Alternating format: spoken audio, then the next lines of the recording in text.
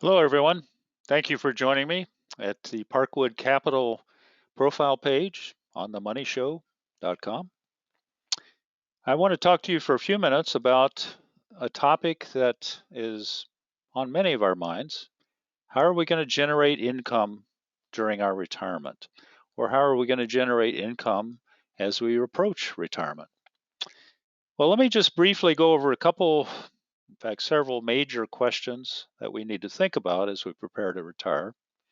We've all been told to save money for that money, that rainy day, rather, not the money day, um, and that we'll eventually need a nest egg of some size for retirement. And of course, the first big issue is how much is enough? Let's consider a very trivial way to do it. My expenses in retirement are expected to be about $45,000 per year. I plan to retire at age 65, and my family has pretty good genetics, so I think I can plan to reasonably expect about 20 years of retirement. 20 years at $45,000, $900,000. So there's my nest egg. But if I decided I wanted to plan so that it was okay until I was at least 95, that bumps it up over $1.3 million, $1.4 million. Now, obviously, this is very simplistic, but it gives you an idea of the starting point, if you will. A lot of questions remain. Will I continue to work while I'm retired? And in fact, will I just work as long as I'm healthy? Do I wish to leave a legacy for my family or some favorite charity? Am I willing to allow my nest egg to just kind of slowly diminish over time? I mean, that's one of the big issues. If I have that $900,000 and pull out to 45,000, if it's not really growing very fast, I'm going to slowly decline, which may be okay as long as I still have plenty for the last few years that I'm around. And of course, how much risk am I willing to take? Now, recently, a good friend of mine was widowed, and I accompanied her with to go around and talk to many different financial planners to help her and actually help her manage her money for the rest of her life. And and of course, there's many people can help you with this. They'll all start with a questionnaire, and it will ask you a lot of questions to kind of try and get an idea of what you're planning for and what you want to do, and what you're concerned about, what your risk profile is. And they'll generate a plan for you. In fact, usually, in my experience with her at least, they generate plans and she would give them feedback and they would generate a new plan. And that's how it worked out. But let's work off of our simple example for a moment and give you an idea of what we do at Parkwood Capital. Let's say my expenses in retirement were $45,000 a year. I plan to live for another 20 years. That's $900,000.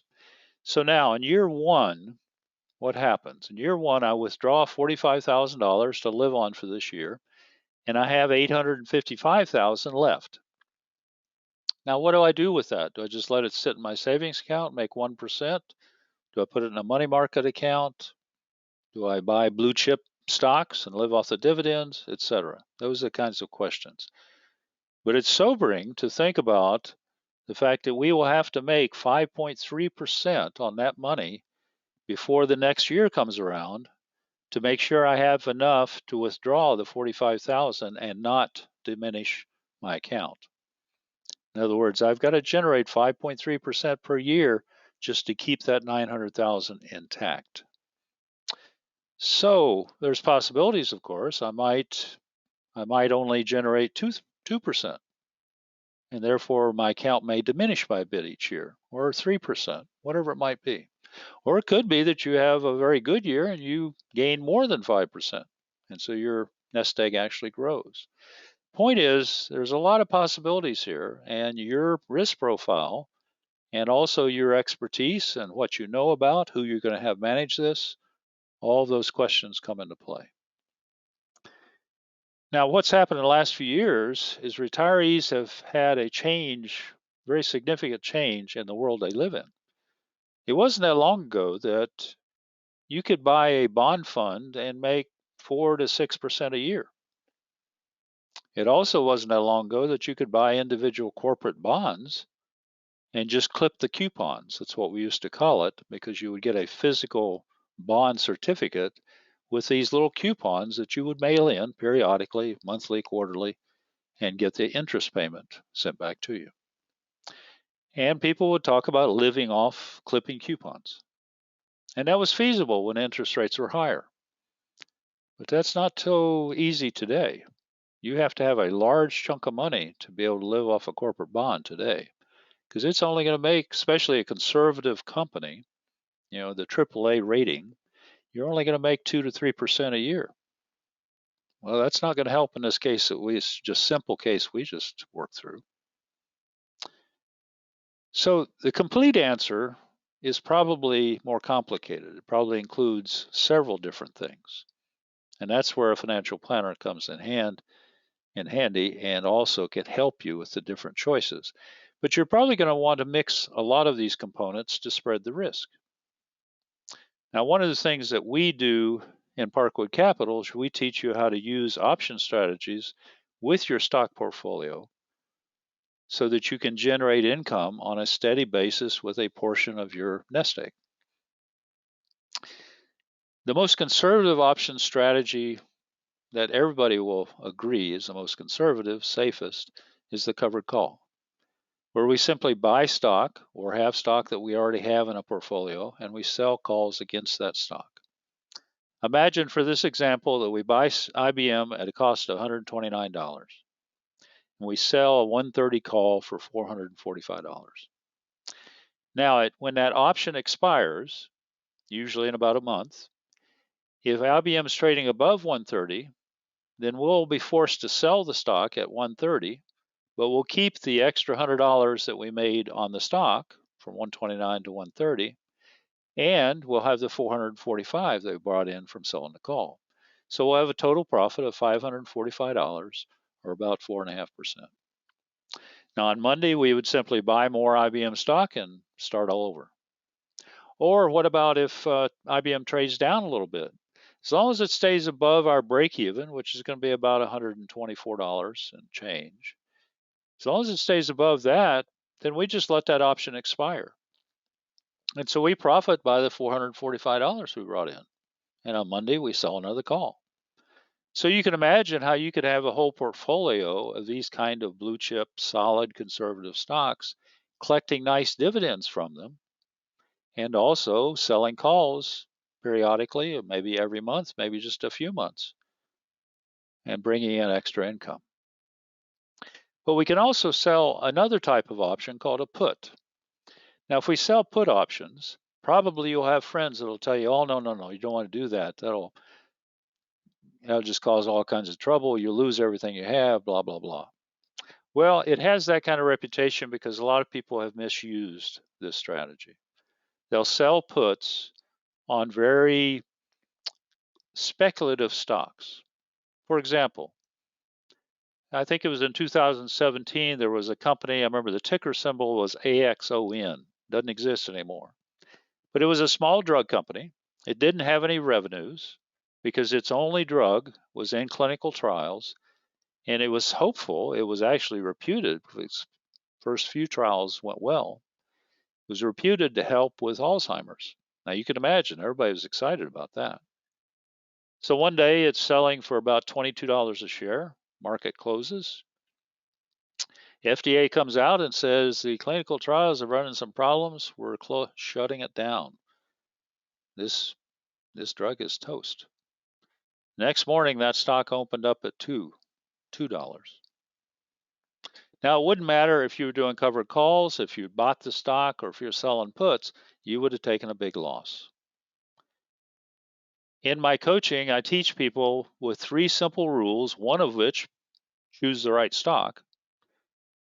And if you do that, these strategies are very conservative.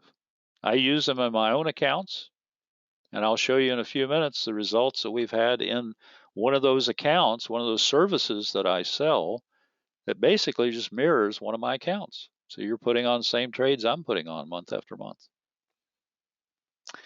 The example I have here for selling a cash secured put on IBM. Now, when I say cash secured, that means I have the money in the account, so I'm not using any margin. That's where the problem becomes, besides choosing the wrong stock.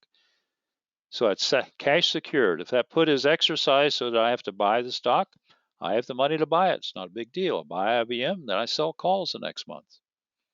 But you can see how with selling puts, it's very similar to selling calls. And as long as it doesn't hit our break even, we just let the call, or let the put rather, either expire or let it be exercised, and we buy the IBM stock and then sell a call on Monday. So you can see how we can cycle back and forth and create a nice steady income stream with that IBM stock. Now, there have been many academic studies done by business schools, typically, some research institutes, about these option strategy, especially compared to a buy and hold, a classic buy and hold where I would buy stocks and just hold them for a long period of time. Very conservative type of strategies commonly done. What they found is that when we apply the covered calls and selling puts, the risk of that stock portfolio actually goes down.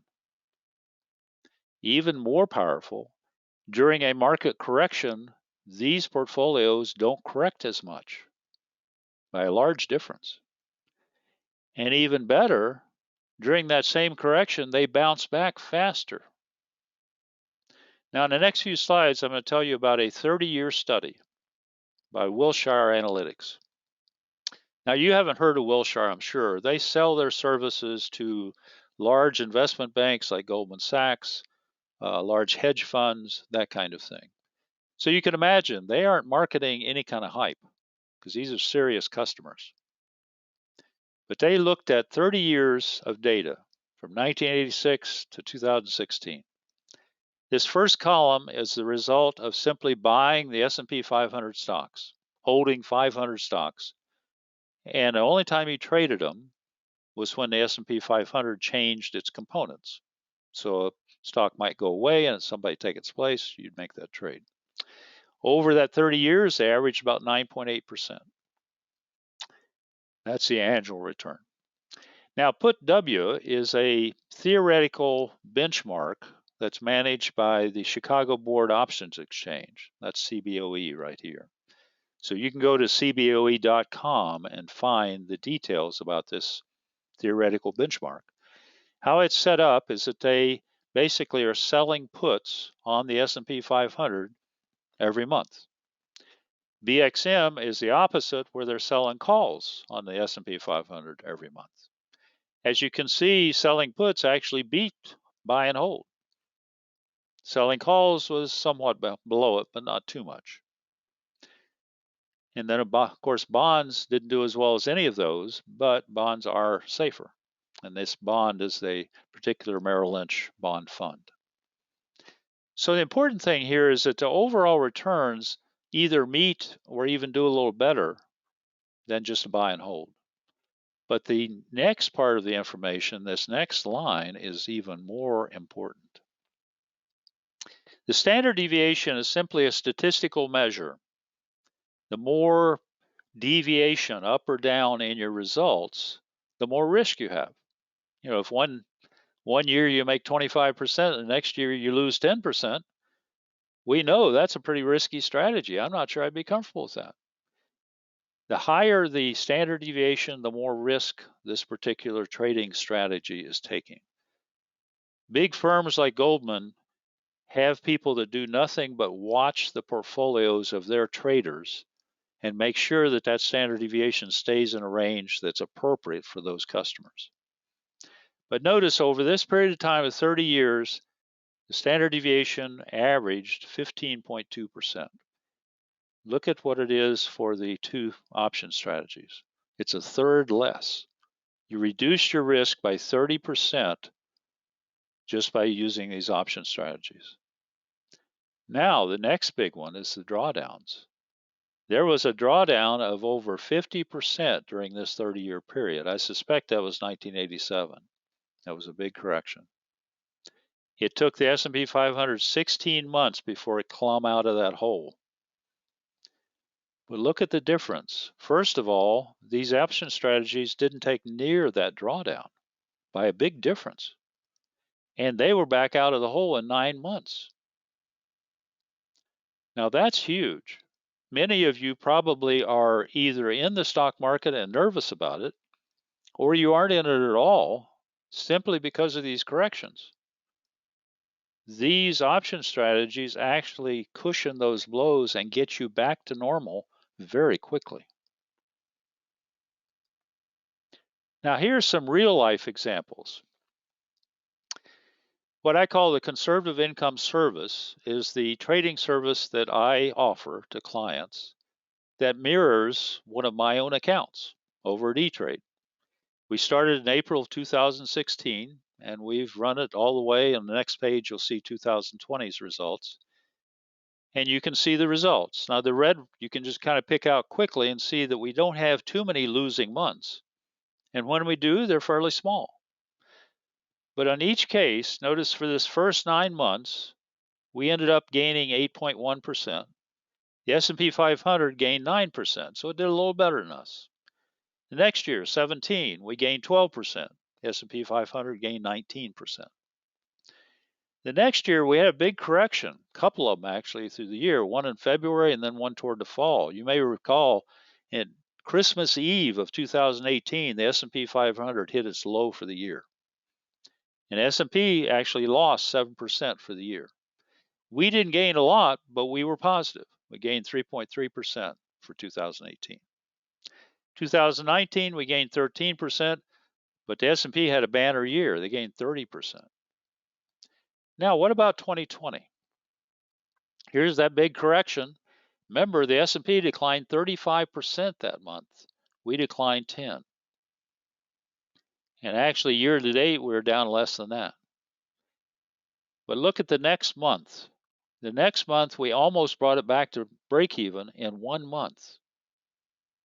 But the S&P 500 was still underwater. In fact, it took the S&P 5 months to get back to where it was at the beginning of, well, really beginning of February before this whole correction started. We continued to build the rest of the year. Even though we had a couple of months that were weaker, we ended up 26% to the good. The S&P 500 recovered, but it only made it back to just under 16%. So we beat the S&P 500 by a margin, quite a margin. So as you can see, what you see with this style of trading is you have a high win-to-loss ratio, roughly 75% typically or better. And even when you have the losses, they aren't huge. They don't kill you. But you're always going to be, this is kind of like playing baseball and you just want to get on base. You're not trying to hit home runs. So you're always going to be slightly behind. You know, if the S&P 500 is just turning in a banner year like it was in 19, you're going to do well, but you're not going to match it. On the other hand, in years like 18, when the S&P 500 lost money, you're going to still make money. And then as you've seen, the corrections are where it really pays off. That 2020 March correction of 35%, that hurt. We ended up making 26% in 2020. Beat the S&P 500 performance by a large margin. And as you saw, the reason was simply because we didn't take as big a loss and we bounced back very quickly. That's very powerful. So I know I've run through this quickly, but I hope I've piqued your interest. You can learn with some of my courses, my coaching courses, you can learn how to do this yourself, or you can even sign up for my conservative income trading service and you'll get the email alerts and you can put the trades on yourself, or you can even auto trade them.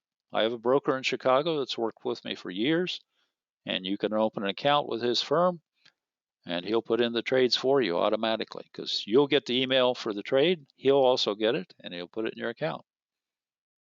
So go to my website, parkwoodcapitalllc.com, and you'll see more information about all these services and my coaching services. You'll see my track records and all of these services. And you'll see various white papers that you can download for free. If you have any questions, you see my email address here at the bottom of the slide. Dr. Duke, with a period in between, at parkwoodcapitalllc.com.